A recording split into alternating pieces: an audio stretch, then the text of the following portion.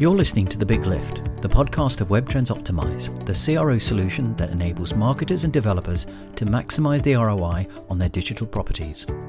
WebTrends Optimize is a powerful, feature-rich and easy-to-use solution, all delivered within a fixed-price contract with no additional cost for increased functionality ever.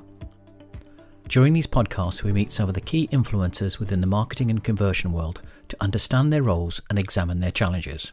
During today's podcast, I'm talking with Robin Auld, who has worked for and with a broad selection of leading brands, including Domino's Pizza, Topps Tiles, Chips Ahoy, Coca-Cola, Unilever and dozens more.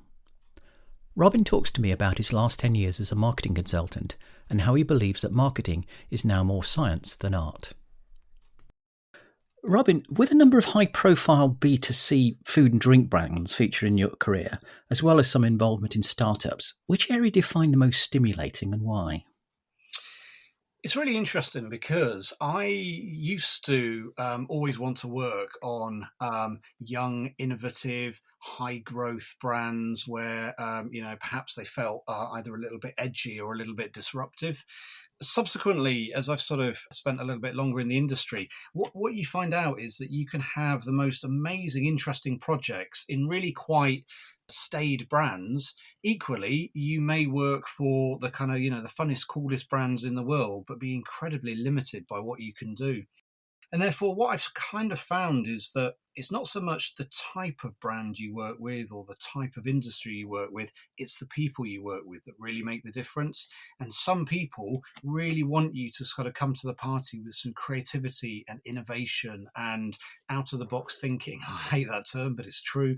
And they're actually really fun projects to work on. Other people want you to operate in a very strict set of parameters, which can feel more constrained. So actually, I've kind of given up trying to guess which areas or which projects would be either most interesting or most productive. It's really all down to the people. You mentioned those high growth brands. Are those the kind of companies that have got more energy and passion about things, or would you say that's across all the brands you deal with? I think all the brands have got a degree of energy and passion. I think some organizations, the cultures really pride themselves on having people that are very driven and very engaged with either with the product or the service they're offering. So they attract people that really want to kind of go that extra mile and take great pride in working extremely hard to deliver against the marketing objectives. So you do find, and that energy tends to be in younger, smaller companies, and often those who have got mission statements that are perhaps about changing the world or about really kind of trying to improve things for people, as opposed to perhaps a company that very simply but very honestly wants to produce products and sell it to consumers. And in those kind of brands, do you get involved with the CEO, or is there already a marketing director or a VP of marketing in those businesses? In smaller companies, there often is either a head of marketing or a marketing VP, but honestly, the CEO often tends to be really involved. Clearly, the smaller the company, potentially the bigger stake a CEO has in terms of equity or ownership. And often those really small startup companies will be driven by one or two key people. And in a lot of cases, that's the CEO or it's the operations director or the chairman that really kind of drive that excitement, that will to win, that energy in the business.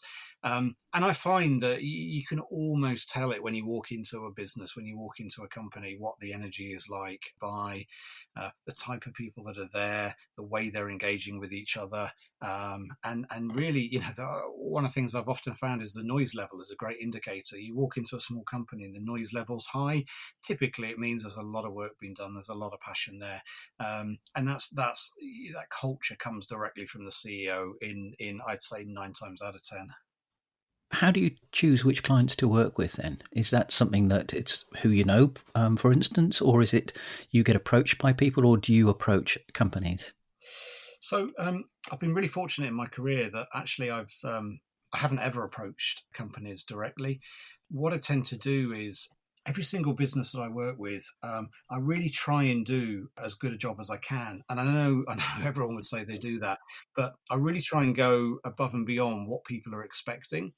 And I found that's a really good way because, as you know, people's careers, particularly within certain companies or brands or organizations, tend to be relatively short and they move around a lot.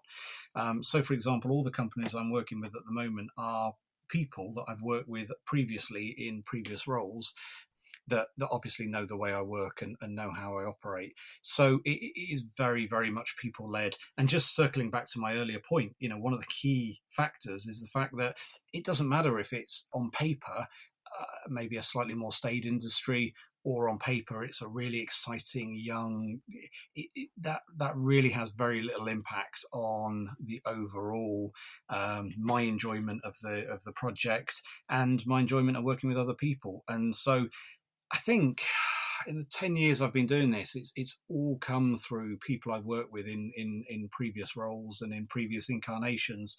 And I do try really hard to kind of get on with people. And I think a big part of that approach is really to be supportive.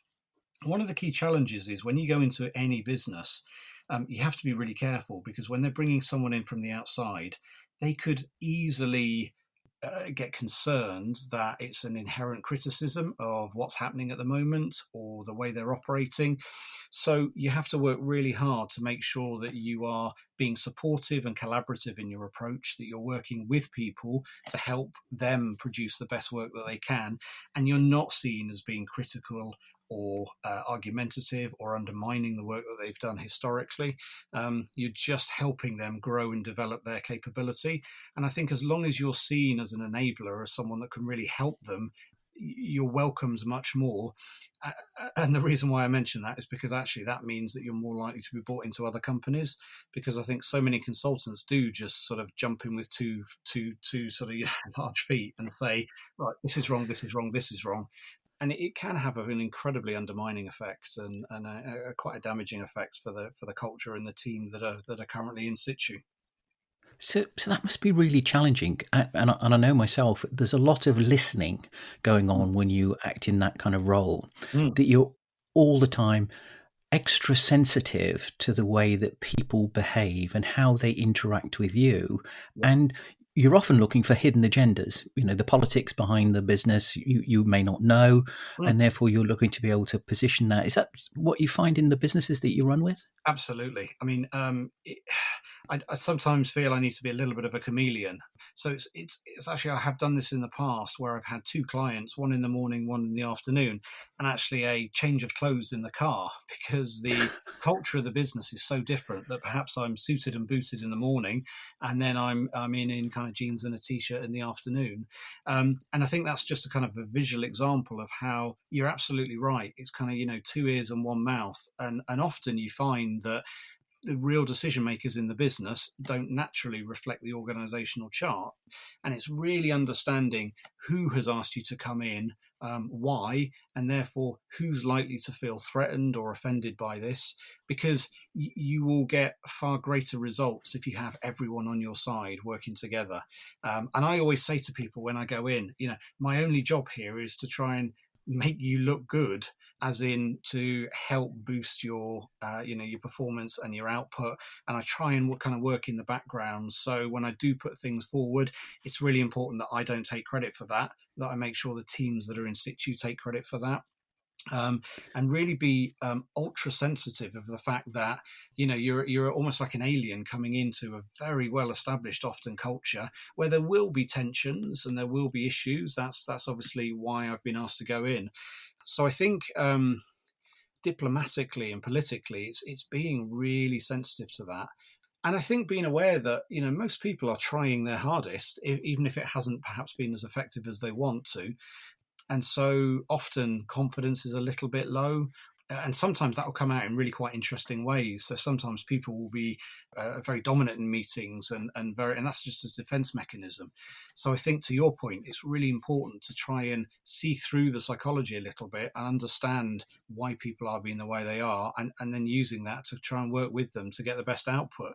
And it's, I guess, Yeah, it sounds like I'm just literally tiptoeing around the place, and I guess to an extent I am. But actually, it's all about getting the most effective output. The reason I've been brought in there is for whatever reason to improve some area of performance or to improve some aspect of the team.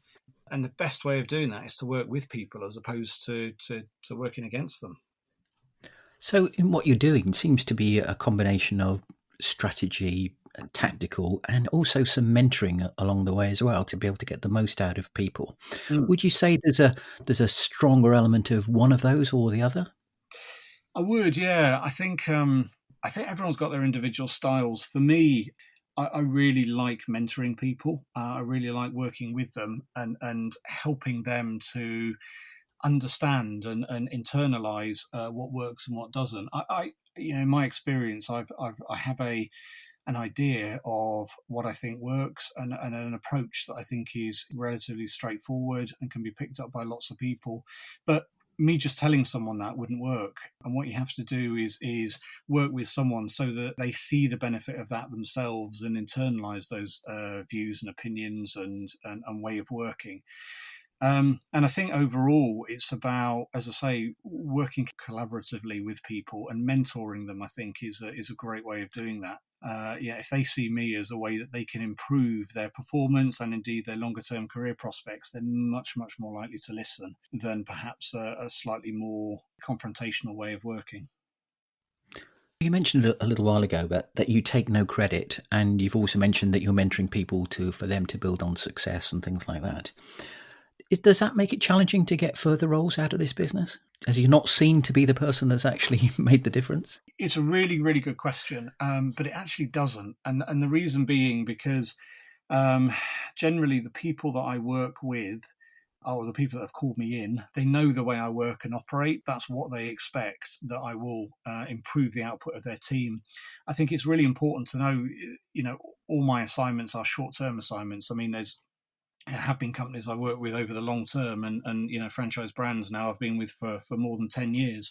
But the vast majority of my assignments are short term, anything up to about 18 months. So they know I'm only going to be around for a little while. So actually, from their point of view, it's much more effective if the performance of their team is raised and then I leave carrying on that much better performance rather than taking all the credit and then disappearing off into the night where they're a bit like, great, what do we do now? So actually, I hope, I've never actually discussed this with anyone, but I hope they see the long-term benefit of my approach. So it's like leaving a legacy behind you when you leave. Yeah, and I think it's about leaving a way of doing things, and whether that's a kind of a recipe or it's a toolkit but it's a way of looking at things that, for example, I'm a quite a firm believer that marketing is about understanding what works and what doesn't work and why. I mean, it's that straightforward. And it's amazing how many companies you go into. And the first thing I'll say is, what's the most effective marketing you've done so far? And people will look and go, we don't know. We've got no idea at all. And so, if you can, for example, and it's just picking one thing at random, but if you can imbue in them a real sense of you need to understand the feedback, you need to really understand what's worked, what hasn't worked, and why. And the reason that's important is because then once you have that information, it enables you to make much higher quality decisions going forward because you're basing it obviously on the evidence of previous work that's been done. And as a result, it enables you to spend the money, get a much better ROI on your marketing investment, and therefore you look better and it's better for your career as part of the business that you're working with. So in earlier discussions, you and I discussed about marketing was a science, and you Mm. believed that marketing was a science, and I kind of aired my view. It was a balance between science and art. Could you explain why you think that marketing is so much more science than an art? Yeah, absolutely. I think I started my career in lots of different businesses, but it was really honed at Domino's Pizza, where I was both sales and marketing director. And I've always had a very commercial approach to marketing. And my view, quite strongly, is that investment you make in marketing should have a return on that investment. And that return needs to be measured to understand the effectiveness of it. Yeah, marketing is about changing behavior, changing consumer behavior, or influencing it at the very least. And as a result, you need to have a very clear understanding of who it is that you're trying to reach, what is the behavior you're trying to affect, and over what timeline. And in marketing, almost anything you do will have some sort of impact. And it's understanding the things you can do to make a difference. I used to describe it to some of my clients as it's a bit like being a safe cracker. You're there with your ear to the safe and you've got the tumblers in your hand and you're turning it back and forth, waiting for them to click into place. And there are things that you can do that will have hugely disproportionate effects. The importance of that is to almost take a scientific approach to it. So to almost leave your ego at the door and to look and think, okay, there are lots of different ways now we can communicate with our customers to affect this change. Let's try and look at what's happened in the past, what we can do to try and influence that campaign, and then to measure it. So whether that's doing things like A/B testing online to look at different hierarchies and different structures, whether it's looking at different spot times or different length times of TV advertising. I mean, there's a million and one different ways of doing it. But I think marketing is endlessly fascinating. And people that I've met that have what I would call a scientific approach are often incredibly successful because they're endlessly looking for ways to continually improve. And the only way they know whether they improve or not is almost by continually kind of tweaking and tinkering and changing to continually improve that responsiveness of that marketing communication. A lot of brands do what I call vanity marketing. They're just doing marketing because they think they ought to, or because, God forbid, someone senior thought it was a good idea and should do it. And because it has some effect, then they consider it a success. And I think in marketing, it's really easy for the ego to get in the way. And I think the scientific approach to marketing takes a very different view, which is we can make some educated guesses, but we know nothing until it's actually live. And that continual consumer feedback is the fuel that drives the marketing decision making. I think it's a way that I've seen be effective across lots of different industries and lots of different brands. I think I have to partly agree with you. I think definitely there is a science element of it around marketing, especially now when you look at social sciences, when you look at behavioral emotions and things like that of how people behave in certain aspects. Sure. But I also think there's the art about it to make it work. And having been a sales and marketing director and a sales director in the past myself, I understand the ROI element of it. If you spend $1, you've got to get X times number of dollars back in return. Otherwise, you should be doing something different. So I think I agree with you overall, but I think there are some nuances in there, which means that you still need that creative, you still need that understanding of people and how people behave, which I would see as more of an art rather than an exact science.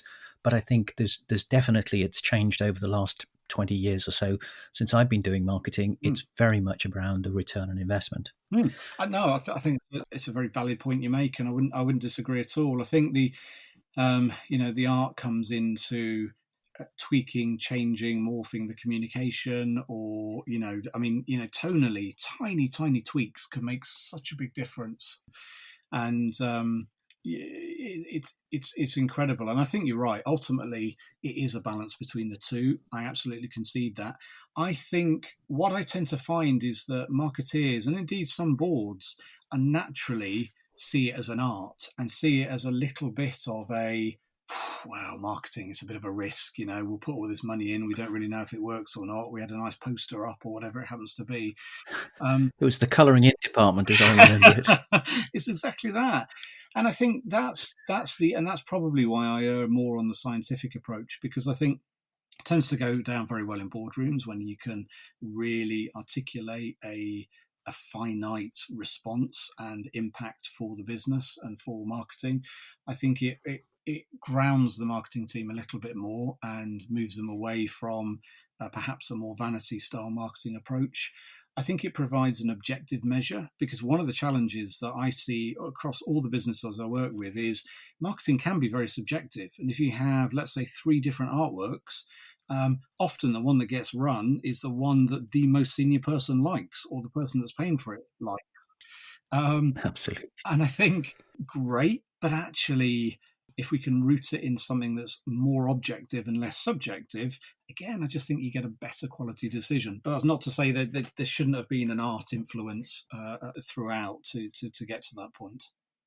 So I was talking to somebody on a podcast a few weeks ago, and they were talking about this analogy of being a doctor or a general practitioner, either a specialist or whether you're a surgeon or a general practitioner. Right. I know this is close to your heart just at the moment. Yeah. But if you were a doctor, would you regard yourself as a general practitioner or a consultant with a specialised kind of skill?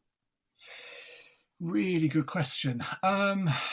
What would I think? Do you know what? I could probably argue that both ways. But I think overall, I'd see myself more as a consultant than a GP. And the reason I say that is because my approach, although I work with lots of different brands in lots of different sectors, I guess as a consultant would work with lots of different patients and lots of different ages.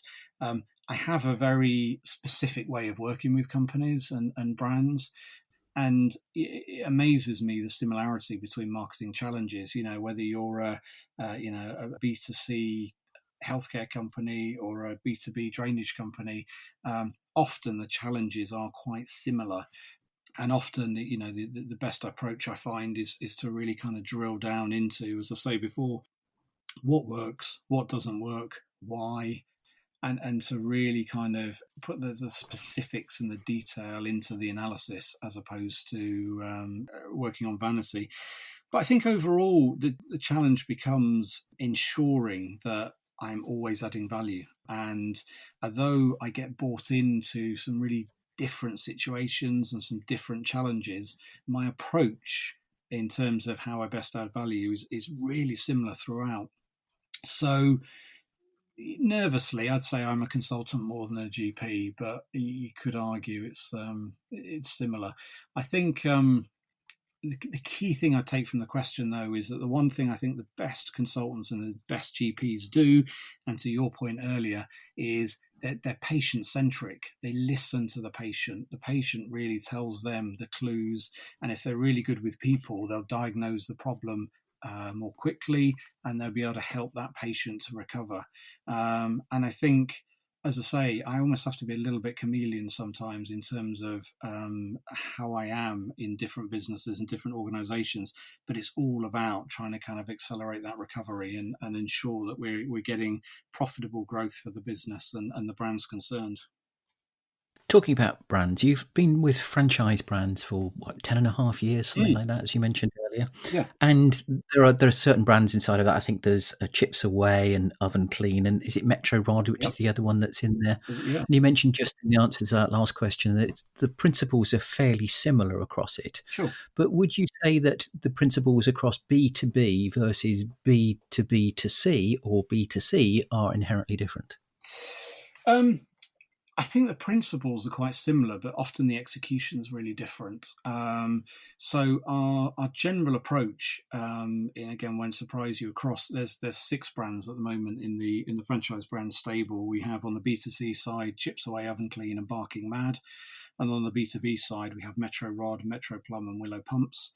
And actually, the principle is the same, which is to profitably support the business by helping to raise awareness amongst either consumers or key decision makers in the B2B field.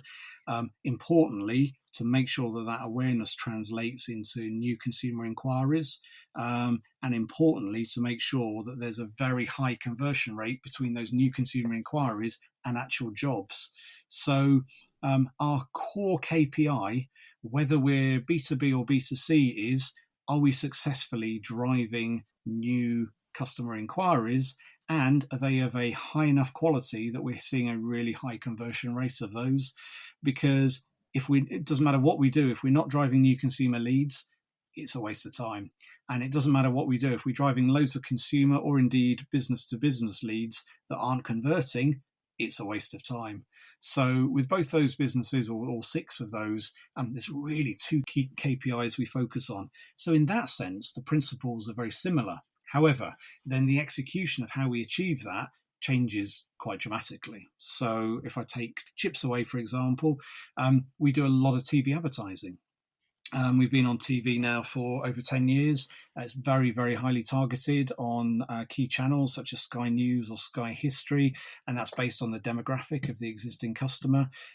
We've evolved the advert several times over the years to get it more effective, and that's all been done through analysis. And that's about making sure that we're on TV at the right time of the year, because it's quite seasonal. We get a lot more inquiries in spring and summer than we do in autumn and winter.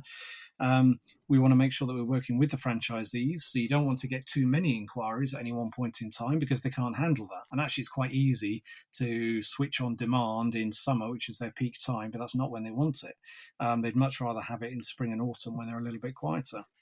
So we use mass market medium to target consumers of a certain demographic to drive chips away inquiries, whereas something like Metro Rod, we are looking for actually a very small number of key decision makers in the facilities management world, or it could be in construction, or it could be in social housing. And it's much more of a sniper approach. So it's understanding who those people are, how we can reach them through various media channels or directly through email marketing or through a whole host of other ways. But it's much more specific in terms of approach. So yeah, sorry, slightly long-winded answer to your question there, but I'll say the principles are the same, but the execution is very different.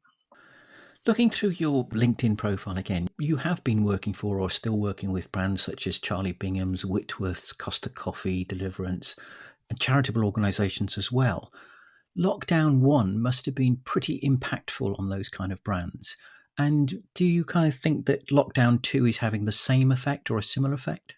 Yeah, I think Lockdown 2 is different in a number of ways, and not least because we've had Lockdown 1.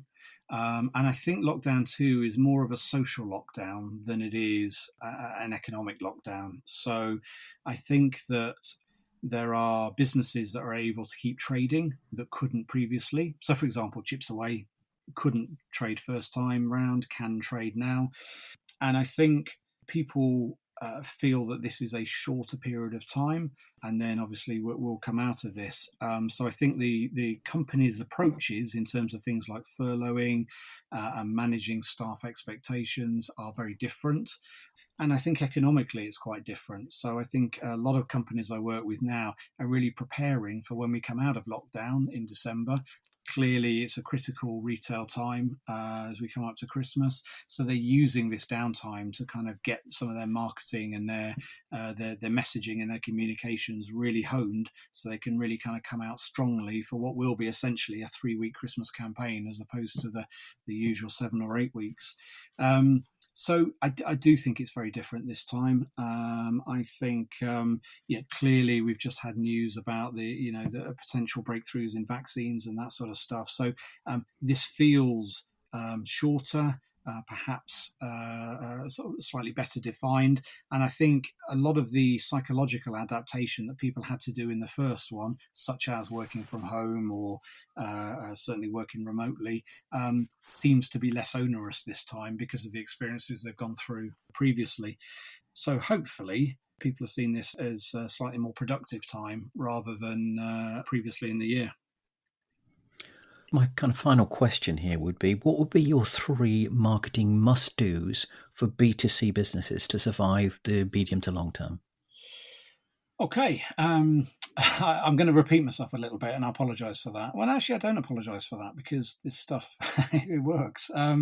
So the 3 must-dos, I think number 1 is to, wherever and however possible, is to understand your current marketing that you're doing. So what is it that's worked previously? What is it that hasn't worked previously? And why?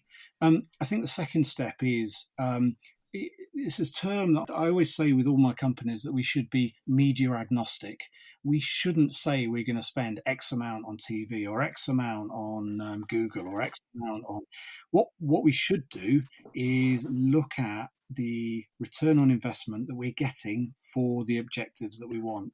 So I think it's the second stage for a B2C brand is to ideally 2 or 3 times a year to really take a step back and to look at who our customers are, how they're engaging with us, in what media formats we can reach them, and to really be incredibly self-critical about the best way of reaching them and the best way of trying new activity.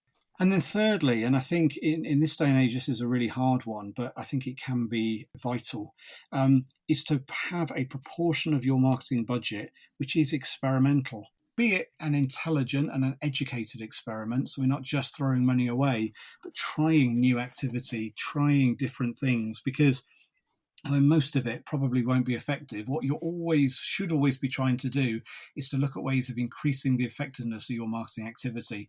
And by trying new things, albeit on a small scale, and experimenting a little bit, that's where you'll get the insight and the breakthrough that you can then take into your broader marketing plan. Robin, thank you very much for giving up the time to be able to do this podcast, especially considering you're recovering from your hip operation. No worries. You didn't sound in pain at all, which is great, which is really good. God bless painkillers. I do hope it all goes well and you're back on your feet, literally, in a matter of weeks, and enjoy a good Christmas. But once again, Robin, thanks a lot. Thank you very much.